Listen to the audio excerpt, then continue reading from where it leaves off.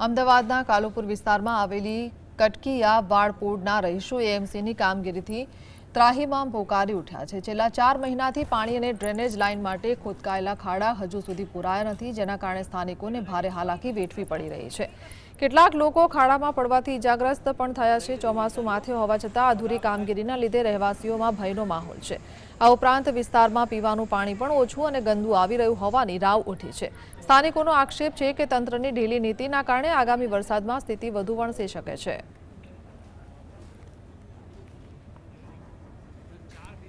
બંધ કરી દીધી તો અમને આગલે દિવસે જાણ કરવાની જરૂર છે ને। લાઇટ વાળા હોય કે ગમે તે કે ભાઈ તમારે કાલે લાઇટ નહીં આવે, પાણી નહીં આવે। અત્યારે ટાંકો ખાલી છે, બચ્ચા વેકેશનના ઘરે, મહેમાન ઘરે, અમારે પાણી લાવ ક્યાંથી? ત્રીજા માળથી અમે નીચે ડોલો કેવી રીતે લેવાઈએ? 6 મહિનાથી કટકિયાવાડની આખી પોળ હેરાન થઈ રહી છે। અમે કોને કહેવા જઈએ? કોઈને કહીએ છીએ કે પાણી ચોખ્ખું આવે છે, સેમ્પલો લઈ જાય છે। ભાજપની જગ્યાએ કોંગ્રેસની જગ્યાએ મરવાનું રહીશો એવા